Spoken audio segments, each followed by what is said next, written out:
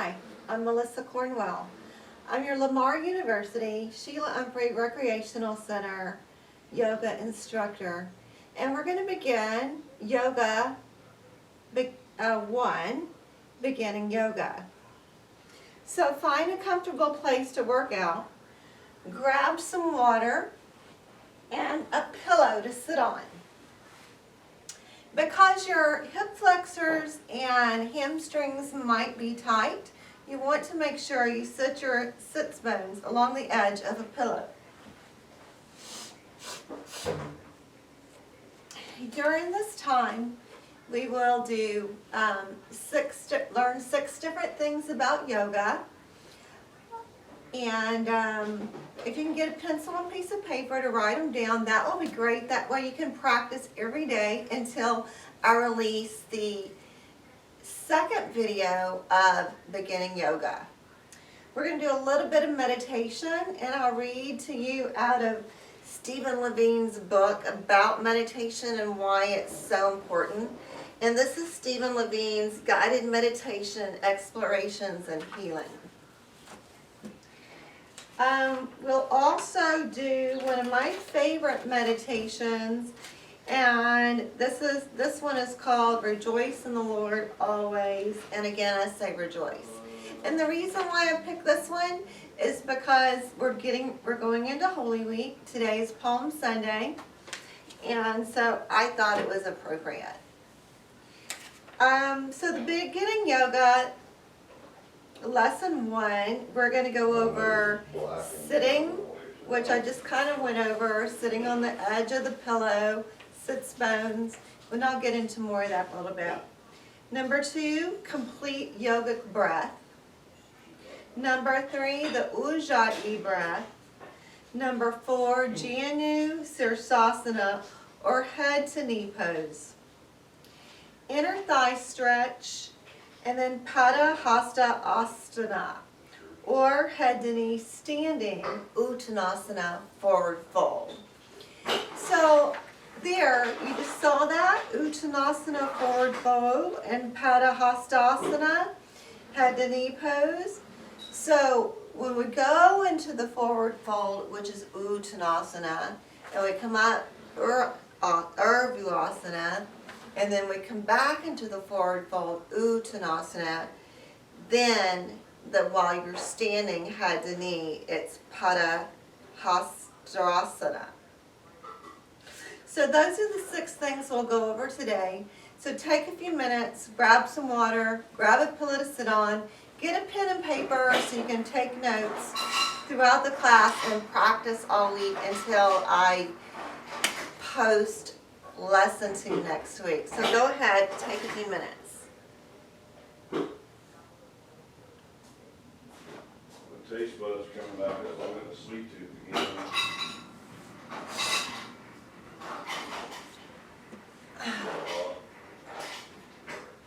Hot chocolate, peanut butter.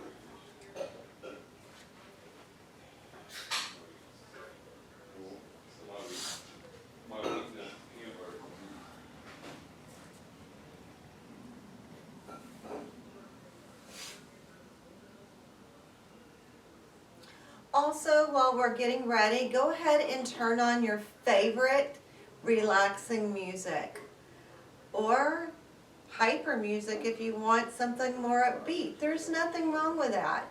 I like nice, calm, relaxing music or standards. When I practice yoga, it just serves my soul better. Or I like to listen to contemporary Christian music.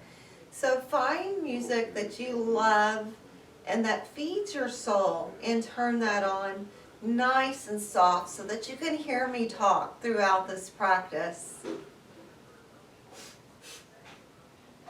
It's about 45 more seconds and we'll get started. So go ahead and grab your pillow, grab your water, pen and paper, and we'll get started. 30 seconds and we'll begin.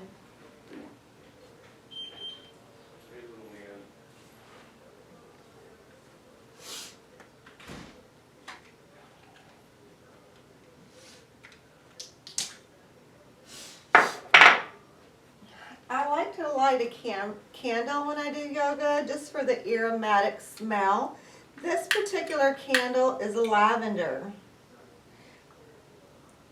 Lavender is one of my favorite things because it relaxes your mind.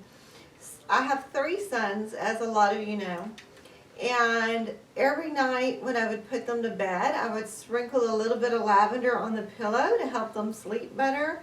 And now, even as adults, they still do that. So find practices that you love and stick to them.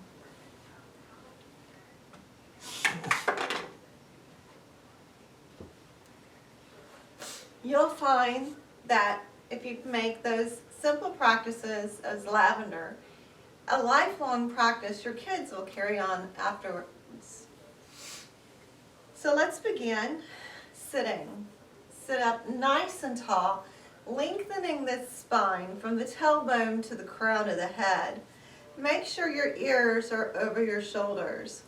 You want to make sure the tailbone is not too far back or too far forward, but elongated. So you're sitting up nice and tall on those sits bones.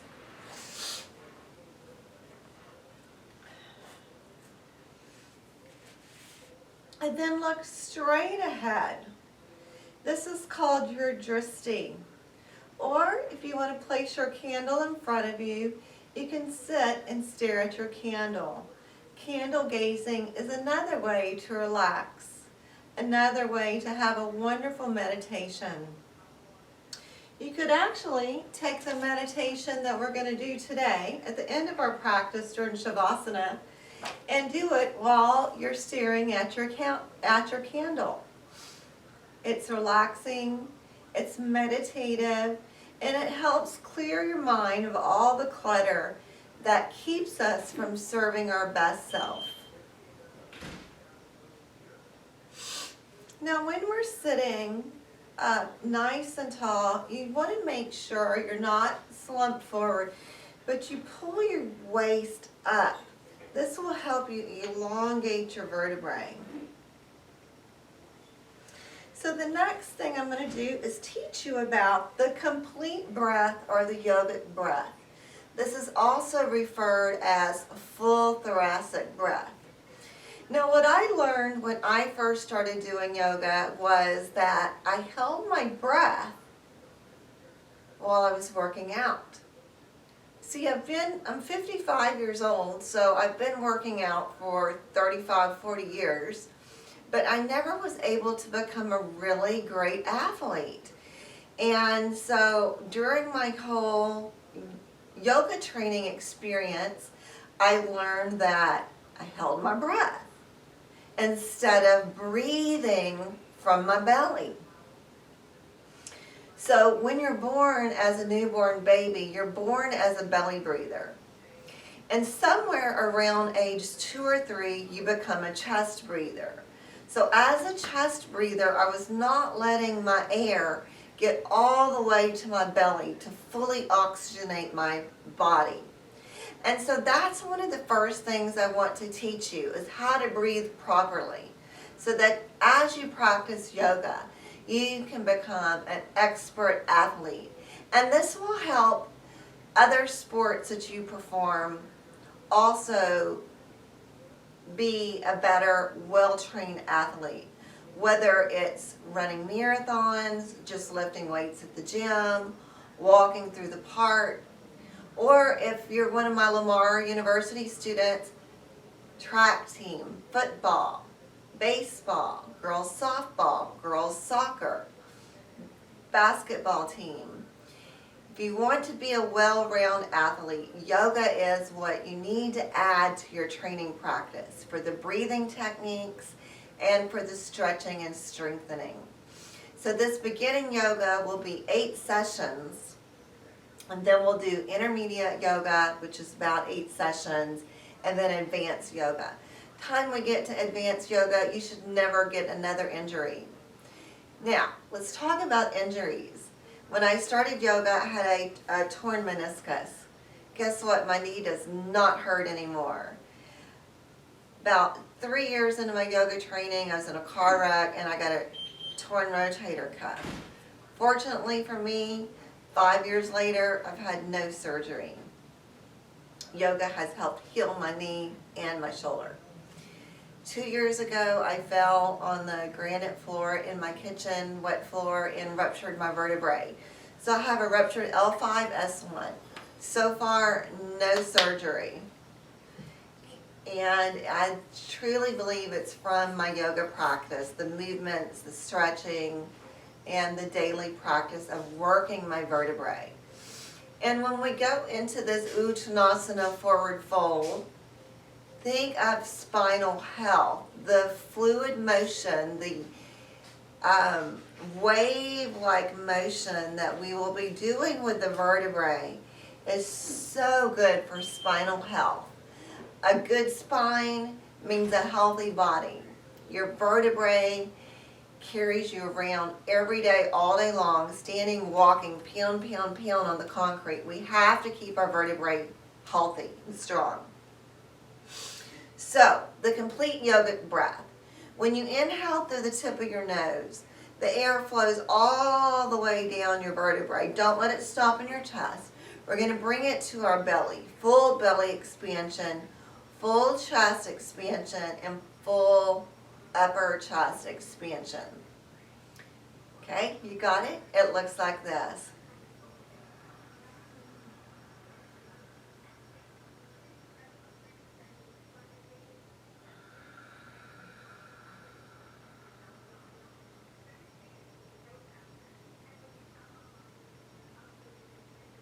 Feels good. So I want you to practice with me. So let's all lay down on the floor.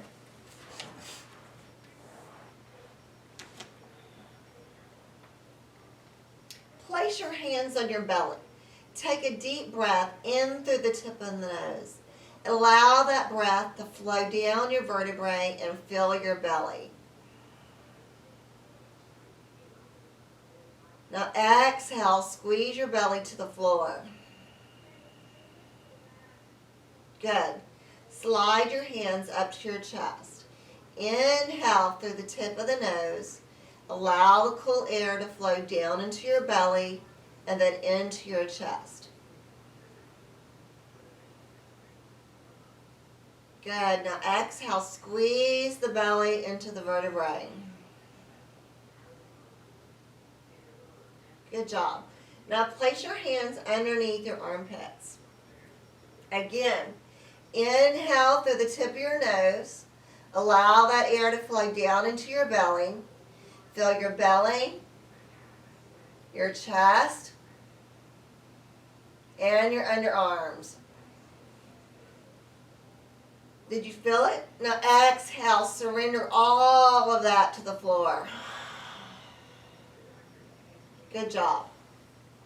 Go ahead and sit back up, supporting your vertebrae as you rise. Let's sit back on the edge of our pillow. The next thing I want to talk about is Ujjayi breath.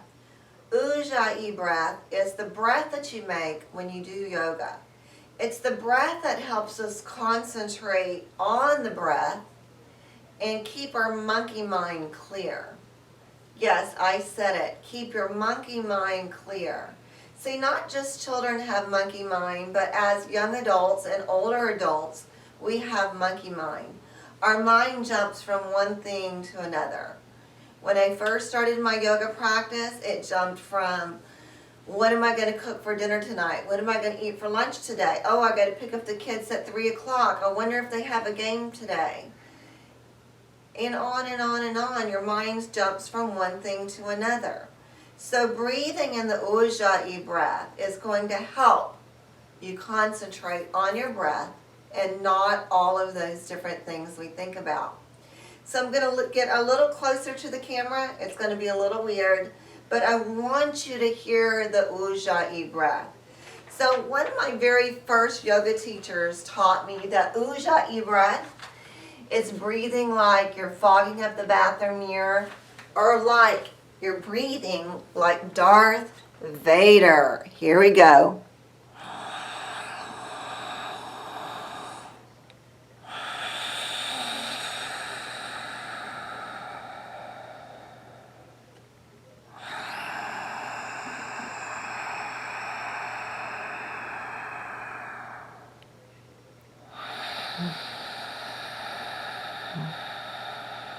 One more time.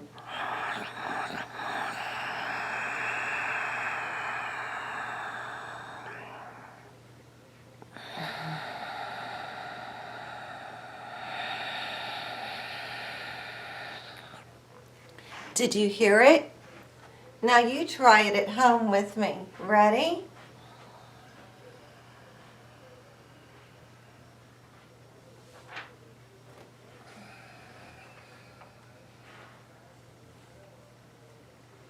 Again.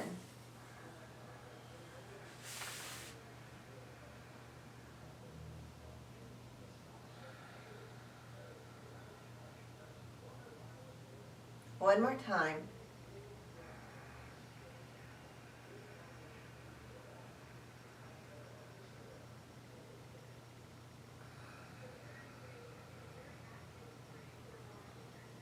This time as you notice, do it. I want you to inhale. Notice your belly feeling. Then your chest. And your collarbones. And as you exhale, making the sound of ujjayi, squeeze your belly to your vertebrae. Good. Now, as you make the sound of ujjayi, try practicing saying in your mind, quietly to yourself, breathing in and breathing out. We always want to exhale twice as long as your inhale. Now also as you're practicing yoga and these different thoughts that come to your mind, just say to yourself, noticing, noticing, or thinking, thinking. Then return back to your breath, breathing in and breathing out. So are you ready? Let's jump into Janu Sirsasana. Extend your legs in front of your body. Flex your feet, lift your toes. Make sure you're sitting up nice and tall on your sits bones. Relax the shoulders, ears over your shoulders, and head is forward. So almost like you're holding an apple between your chin and your chest. So we're going to exhale, forward fold, our forehead to the knee.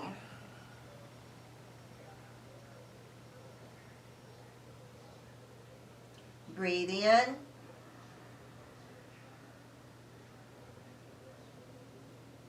And breathe out. I'm going to turn to the side so you can see more of what it looks like.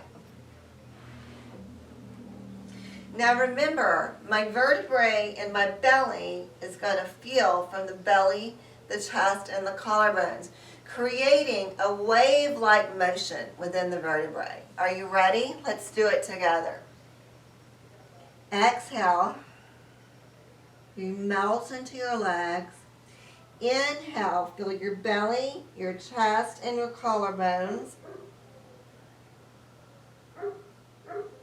Exhale, melt into your legs.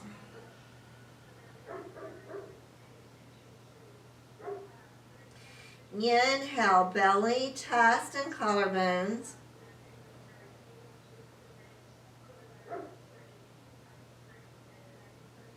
Exhale out.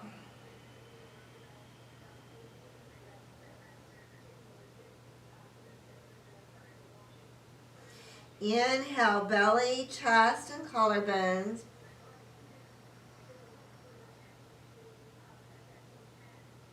Exhale, forward fold.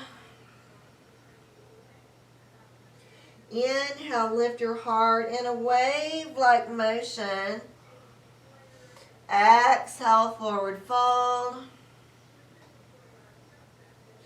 Inhale, lift your heart and shoulders. Good. Exhale, slowly roll your vertebrae, coming to center. How do you feel? Good, I hope. So moving on to number 5, inner thigh stretch. We're going to place the bottom of our feet together, and I want you to pay particularly attention to this. And you may take a note or two on this. So when we stand up in yoga, you'll hear me say, press into the big toe mound, little toe mound, and your heel mound. And that creates a really nice arch. So I don't know if you can see this from the camera or not. With my toes lifted, look at this arch. With the toes not lifted, it shrinks. Lifted, not lifted. Lifted, not lifted. I don't know if y'all can see that or not. Oops, that doesn't help. Relaxed, toes lifted. Relaxed, toes lifted. So, depending on your level of flexibility, place the bottom of your feet together, lift your toes. Create that nice strong arch by pressing into the big toe mound, little toe mound, and heel mound. Still, sit up nice and tall on your sits bones and relax your shoulders. Thumb in the arch, wrap your hand around your foot. Elbow to the knee, take a big inhale. Exhale, forward fold. Inhale, roll your vertebrae up. Exhale, forward fold. Inhale, roll the spine up. Exhale, forward fold. Inhale, roll the spine up. Exhale, forward fold. Inhale, roll the vertebrae up. And this time is exhale, forward fold, and just hold it here and breathe. Breathe in. I'm going to remove the pillow from underneath my hips, and you can too. Just hold it here and breathe. Inhale and exhale. If you're not as flexible as I am, that's okay. Find what works best for your body. Never create more than a level 3 or 4 pain level in your body. Remember, you're the best judge of how your body feels. Stick with that. Breathe.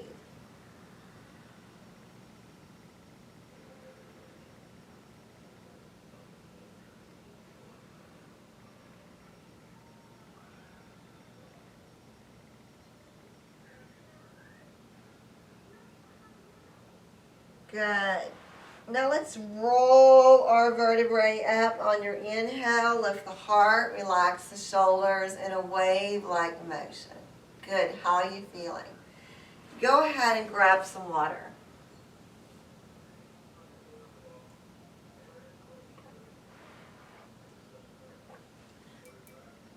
My rule of thumb is that every day you should divide your body weight in half. That's how many ounces of water you should drink each day to keep your body properly hydrated. Have a couple glasses of water beside your bed and drink them before you get up in the morning. Drink a couple glasses of water with your breakfast, with your lunch, and with your dinner. And maybe a glass before you go to bed. I typically drink 80 to 90 ounces of water every day. If you have one of the very popular cups, Arctic cups. Welcome back to Yoga One. So we're going to go ahead and move on to the meditation and Shavasana part of our practice. I hope you've enjoyed the 6 lessons for the day. Let me just go ahead and set our timer.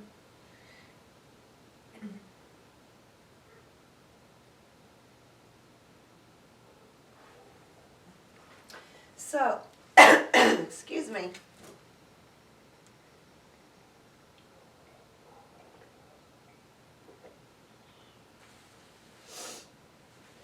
So I said that I wanted to read this passage from the Steve Levine book.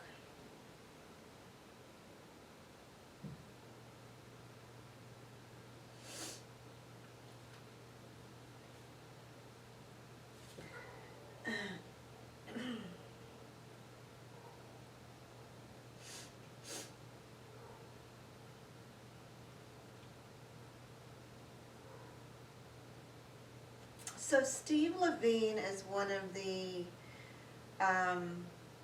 well-known yoga teachers in America.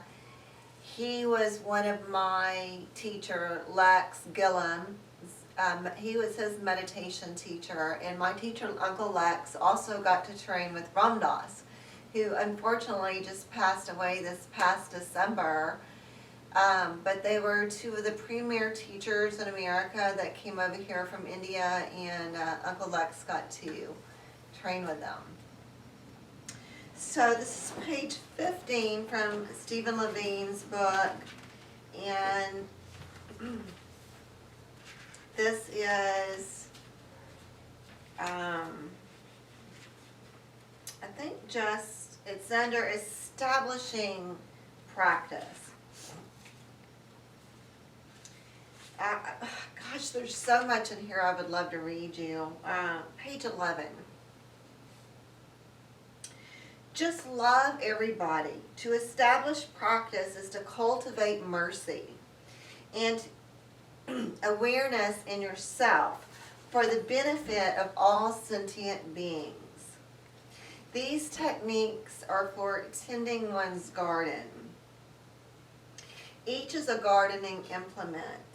At first, when we approach the unexplored mind, it is like a wretched of wild, unintended ground.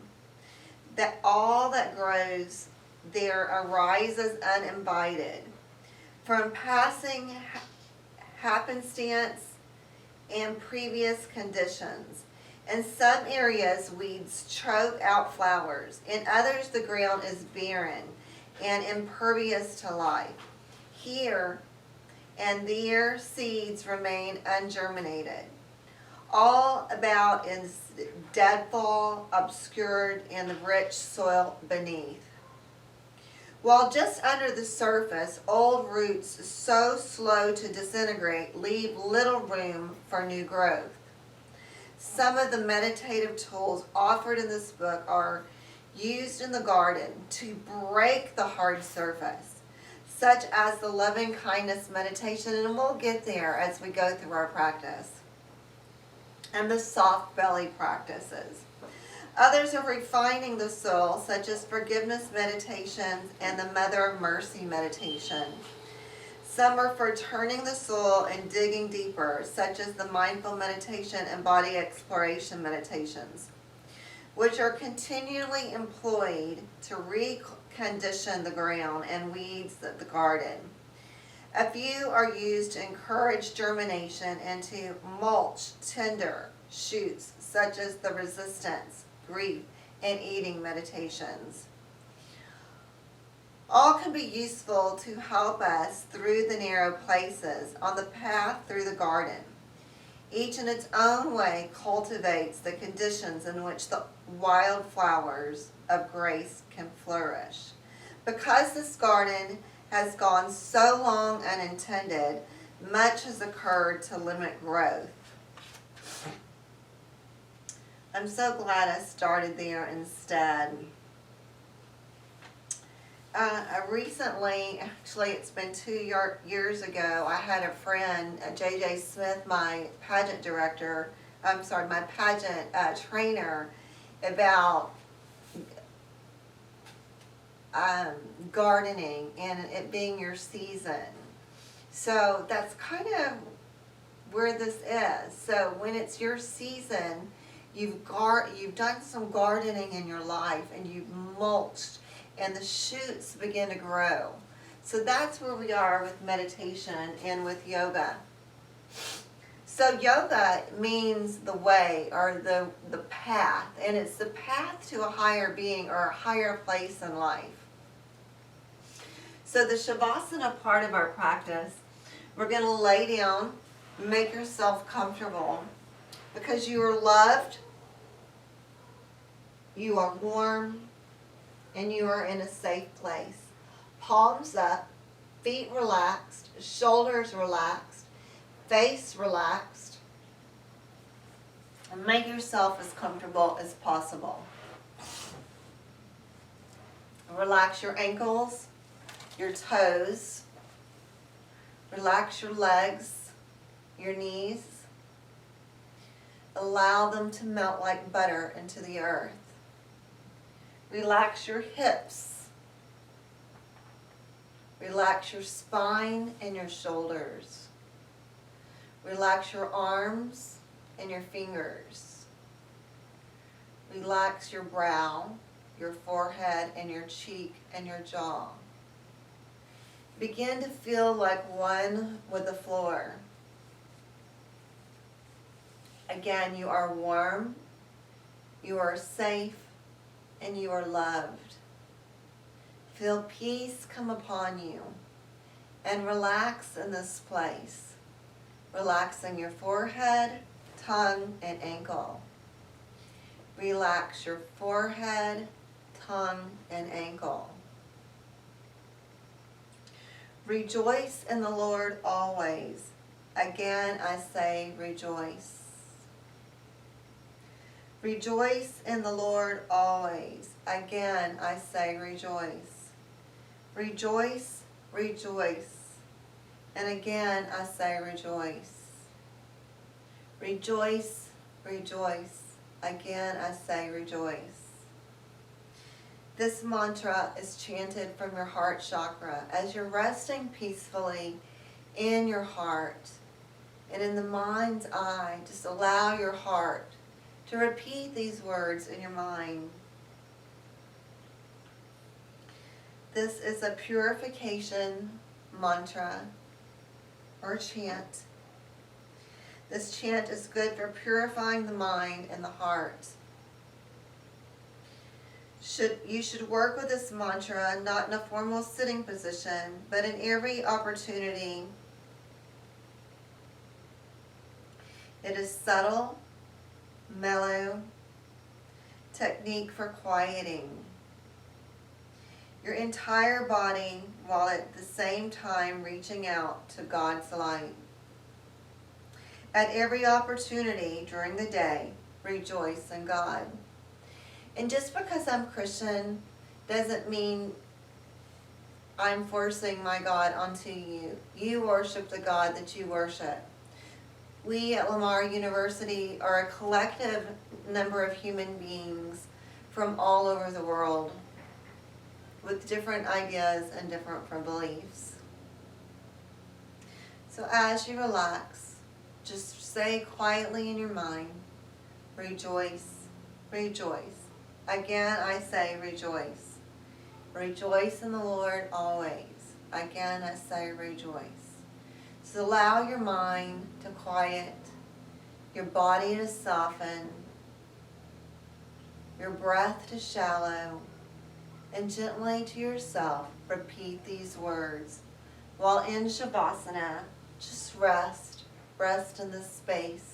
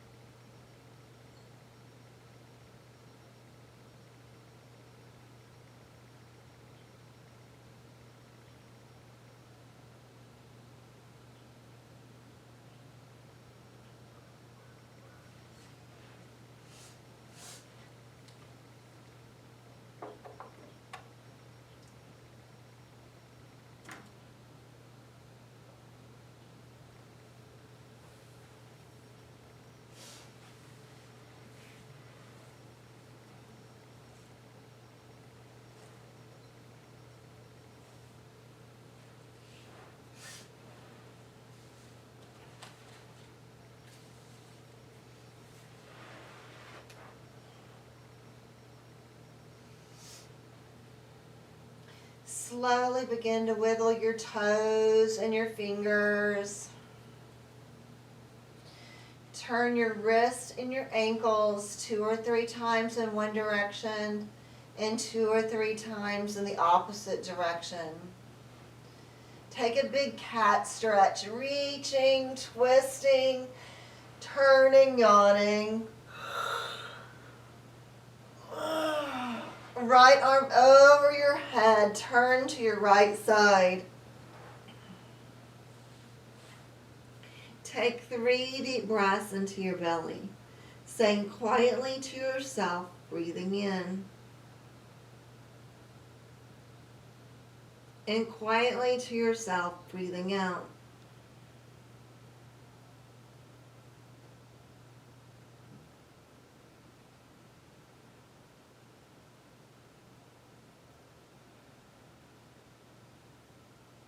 One more deep breath into your belly. On your exhale, press into the floor and again come to a comfortable sitting position. Sitting up nice and tall on your vertebrae. Relax your shoulders, ears over the shoulder. Eyes closed and continue to breathe into your belly. Saying quietly in your mind, breathing in. And quietly in your mind, breathing out.